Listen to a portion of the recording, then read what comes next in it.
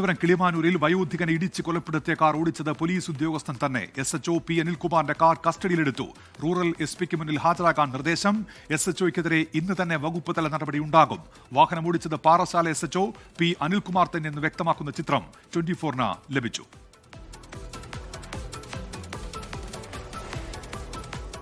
ഇതാണ് അപകടം ഉണ്ടാക്കിയ കാർ. അതിന്റെ ചിത്രങ്ങളാണ് ഇപ്പോൾ പ്രേക്ഷകരിലേക്ക് എത്തിക്കുന്നത്. ഈ കാർ ഓടിച്ചത് അനിൽകുമാർ തന്നെയെന്ന് ഇപ്പോൾ പുറത്തുവരുന്ന ഈ ചിത്രം വ്യക്തമാക്കുകയും ചെയ്യുന്നുണ്ട്. SHOയ്ക്കെതിരെ ജാമ്യമില്ലാ വകുപ്പ് പ്രകാരം കേസെടുക്കും. നടപടി ആവശ്യപ്പെട്ട് മുഖ്യമന്ത്രിക്ക് പരാതി നൽകും എന്ന് മരിച്ച ചേണിക്കുഴി സ്വദേശി രാജന്റെ കുടുംബം അറിയിച്ചു. രാവിലെ 5:30 മണിക്കാണ് ഈ സംഭവം നടക്കുന്നത്. നമ്മൾ അറിയണത് 6 മണിക്കാണ്. അപ്പോൾ 1.5 മണിക്കൂർ നേരം കൊണ്ട് അവിടെ കിടന്നെന്നാണ് പറയണത്. അവിടെ ഒരു പോലീസുകാർ ആരെ വണ്ടിയാണ് തട്ടിയെന്നും പറയണ്. പക്ഷേ അത് അവർ തട്ടിയിട്ട് പിന്നെ ക്ലാസ്സിൽ കൂടെ നോക്കിയപ്പോഴത്തേനും ആൾ എഴീച്ച് പോകണമെന്ന് പറയണ്.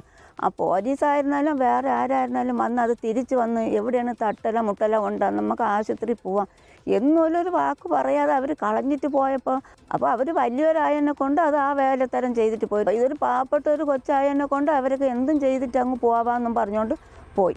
ആ സമയത്ത് കൊണ്ടുപോയെങ്കിൽ രക്ഷപ്പെട്ടേനെ. പാവങ്ങളായതിനെ കൊണ്ട് ആ നീതി വേണം.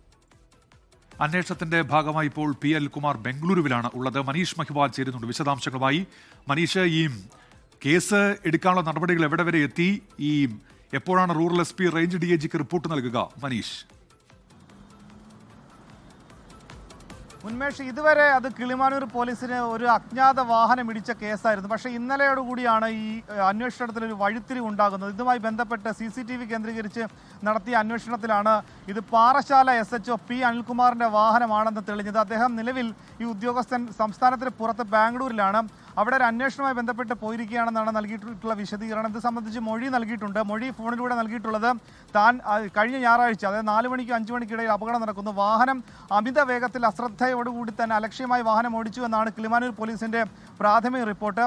അതനുസരിച്ച് ഇയാൾ പറയുന്ന വാഹനം ഇടിച്ചു. ആ സമയത്ത് വാഹനത്തിൽ ഉള്ളിൽ ഒരാൾ കൂടി ഉണ്ടായിരുന്നു. പക്ഷേ വാഹനം ഇടിച്ച് തെറിപ്പിച്ച ശേഷം പിന്നീട് ഈ നിലത്ത് വീണ രാജൻ എഴുന്നേൽക്കുന്നത് കണ്ട് മറ്റു കുഴപ്പങ്ങളില്ല എന്ന് ബോധ്യപ്പെട്ടത് കൊണ്ടാണ് താൻ വാഹനം നിർത്താതെ പിന്നീട് പോയതെന്നാണ് മൊഴി നൽകിയിട്ടുള്ളത്. പക്ഷേ ഗുരുതരമായിട്ടുള്ള വീഴ്ച, ഒപ്പം തന്നെ കുറ്റമാണ് ഒരു പോലീസ് ഉദ്യോഗസ്ഥൻ്റെ ഭാഗത്തു നിന്ന് ഉണ്ടായിരിക്കുന്നതെന്നാണ് ഏറ്റവും ശ്രദ്ധേയമായ കാര്യം. ഒരു പക്ഷേ ഈ താഴെ വീണത്, ഈ ഇടിച്ചു തെറിപ്പിച്ച രാജനെ അവിടെ നിന്നും എടുത്തുകൊണ്ട് രക്ഷിച്ചുകൊണ്ട് ആശുപത്രിയിൽ എത്തിച്ചിരുന്നെങ്കിൽ ഒരുപക്ഷെ ജീവൻ രക്ഷിക്കാൻ സാധിച്ചേനെ. പക്ഷേ ഇവിടെ അങ്ങനെയല്ല.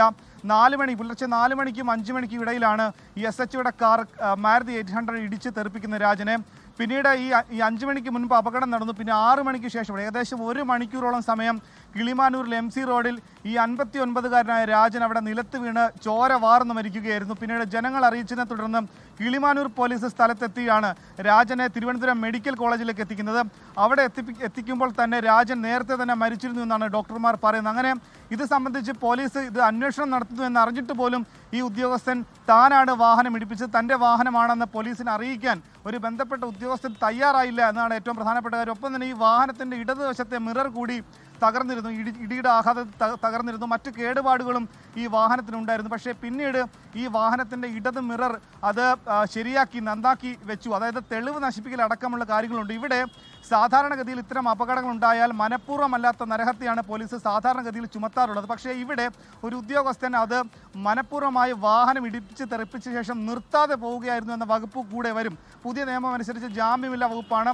അറസ്റ്റ് അടക്കമുള്ള നടപടികളുണ്ടാകും. കോടതിയിൽ അത് റിമാൻഡ് നടപടികളിലേക്ക് അടക്കം നീങ്ങും. നിലവിൽ ഈ ഉദ്യോഗസ്ഥൻ മുൻകൂർ ജാമ്യത്തിന് വേണ്ടി നീങ്ങുന്നു എന്ന വിവരങ്ങളാണ് ലഭിക്കുന്നത്. ഇതുമായി ബന്ധപ്പെട്ട് തെക്ക്, അതായത് സൗത്ത് റൂറൽ SP നിലവിൽ ഇതുമായി ബന്ധപ്പെട്ട റിപ്പോർട്ട് DIGക്ക് നൽകും. ഇന്ന് തന്നെ ഹാജരാകാനാണ്. ബാംഗ്ലൂരിലുള്ള ഉദ്യോഗസ്ഥരോട് ഇന്ന് തന്നെ ഈ SPക്ക് മുൻപാകെ, റൂറൽ SPക്ക് മുൻപാകെ ഹാജരാകാൻ നിർദ്ദേശം നൽകിയിട്ടുണ്ട്. പോലീസിന്റെ പ്രാഥമിക റിപ്പോർട്ട് അനുസരിച്ച് ഗുരുതരമായ കുറ്റമാണ്. അതായത് വാഹനം അമിത വേഗത്തിലായിരുന്നു. ഏകദേശം 90 കിലോമീറ്ററിന് മുകളിലായിരുന്നു വാഹനത്തിന്റെ സ്പീഡ് ഉണ്ടായിരുന്നത്. ശരി, അതിൽ അമിത വേഗത്തിലെത്തിയാണ് ഈ വാഹനം ഈ വയോധികൻ ഇടിച്ചു വീഴ്ത്തിയത്. ഇപ്പോൾ ലോകത്തെവിടെയായാലും ഏത് സമയത്തും 24 വാർത്തകളും ഓഗ്മെന്റഡ് റിയാലിറ്റി പാക്കേജുകളും എക്സ്പ്ലെയിനറുകളും വിശദമായി കാണാൻ ഞങ്ങളുടെ YouTube ചാനൽ നിങ്ങൾക്ക് സബ്സ്ക്രൈബ് ചെയ്യാം.